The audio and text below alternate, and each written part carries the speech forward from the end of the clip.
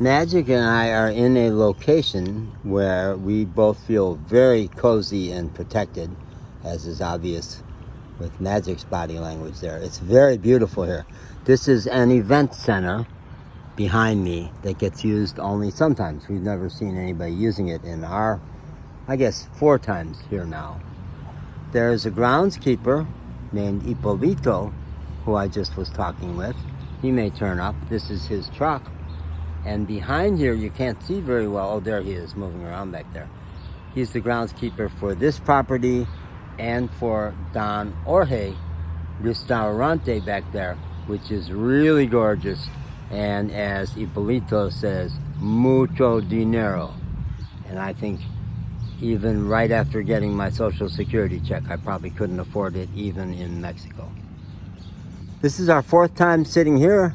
The first time was couple of weeks ago, right before losing Pepe, our little puppy. We had a bunch of traumas. We had several traumatic experiences with Pepe even before he died, which is the big trauma. But it was a Thursday, and I'm wanting to say it was I don't remember what date. I want to say the 23rd, but that doesn't feel right. Further down the block, Pepe got lost. So I had stuff recorded from sweet little time here, and then was back here later that Thursday, a couple hours later, and dumped a whole bunch of YouTube videos, Majra John Madden, losing Pepe and searching frantically for almost an hour, and at times giving up that I would ever see him again. Opened up a whole, not can of worms, but a can of my unconscious, and not even unconscious, but just unworked through stuff that I need to talk about. And I'm finding that making videos, talking to my theoretical audience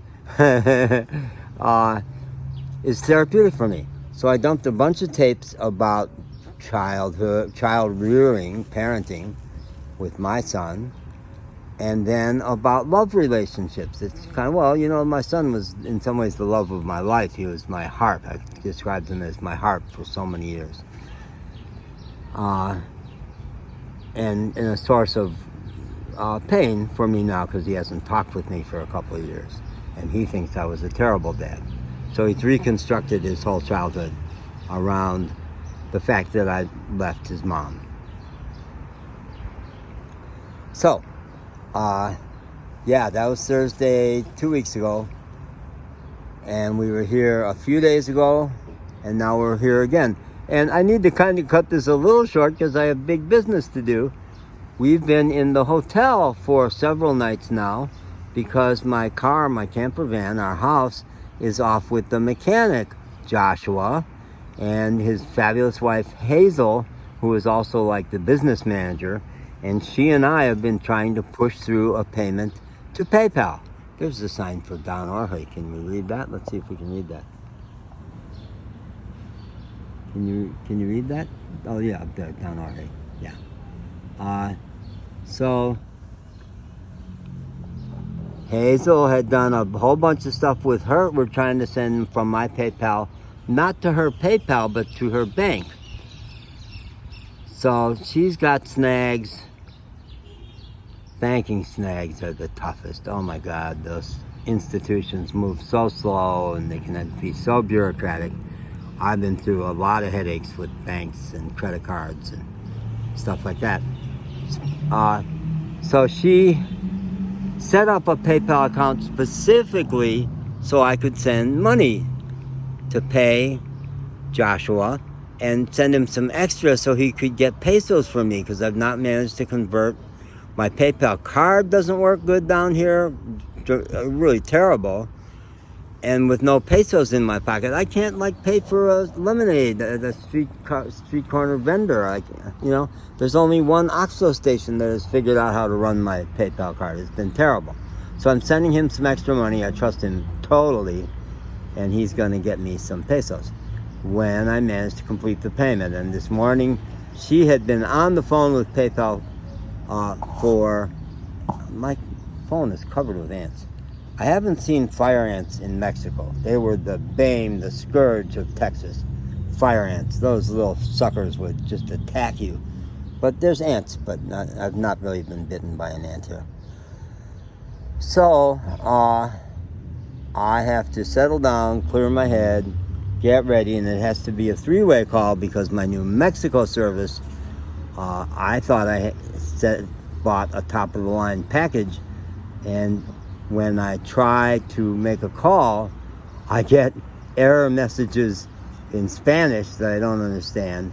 And she listened to it yesterday and said, well, you're out of minutes. I said, how can that be? I thought I paid a lot of money for a big package. So I sent her a photocopy of my Telcel agreement, and she was going to take a look at that to try to figure out what was going on there. Praise God for Hazel, who is an American Latina. I think she's Latina, born in the U.S. or lived mostly in the U.S. or a lot in the U.S. And she and Joshua are amazing. They are our angels. And the plan now is that if he can get my car moved to his property away from his shop, which is not a place where I'd like to spend the night, but he said that they're by Los Troncones, which I can't even see the mountains. I think there's a lot of haze in the heat today. The mountains are back there. But Los Troncones is the big mountain park where we had a spectacular experience. And he said that their house was in the direction of Los Troncones, which would be amazing. And if he could get, he says he can repark my camper van there, continue to work on it.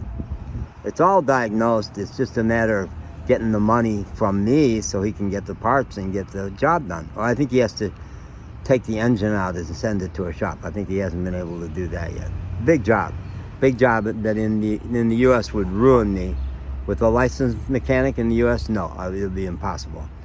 But here, even with him guaranteeing me that he's not undercharging, because that's a tendency with these guys, and he's savvy, he's smart.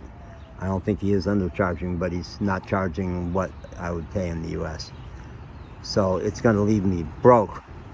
But I don't mind sticking around, you know?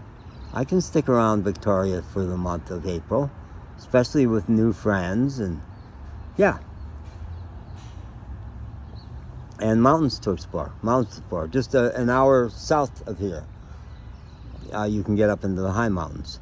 2 hours you can get to Tampico, and the beach and great old city. But I think I'm not going to try to relocate to a new city with no money. It's a little intense for me. My old buddy Phil Lout, who wrote the book Money is My Friend. I think that was Phil's book. He had a couple of books. You can Google him, Wikipedia him, Phil Lout, L-A-U-T, early prosperity guy who's my age. I bet he's still alive. He would parachute into a new city with $100 in his pocket just to prove his prosperity chops. Can I reinvent my life and have a good life in a new place where I know nobody with $100? And I basically did that in Nashville, North Carolina. I think I didn't have much more than $100. My moving van was a rolling duffel bag on a Greyhound bus. That's how I entered Asheville, and I created a life there that was in many ways quite lovely. Never really prosperous, but not financially in many other ways. And I keep doing that again and again and again. I just keep rolling into a new town. When my Social Security check comes through at the beginning of the month, I've got well more than $100, and by the end of the month, by the middle of the month, I'm lucky to have $100. So far. Cost of living, dramatically cheaper here, so that should shift. But so far it's only been 3 weeks, man.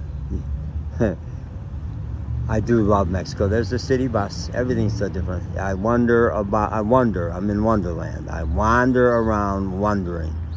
Much as I did in New Orleans. New Orleans had that impact on me, a magical, magical city where I could have lived forever, except it was going to turn summer and hot and humid, and it's not on the ocean. Whole lot of marsh between New Orleans and the ocean. And my friend Ippolito here was teasing about mosquitoes. No, you know nothing about mosquitoes until you spent the night in the marshland of Louisiana. No. Okay, Vietnam was worse. I'm sure it was. But in my life, no. Okay, bye.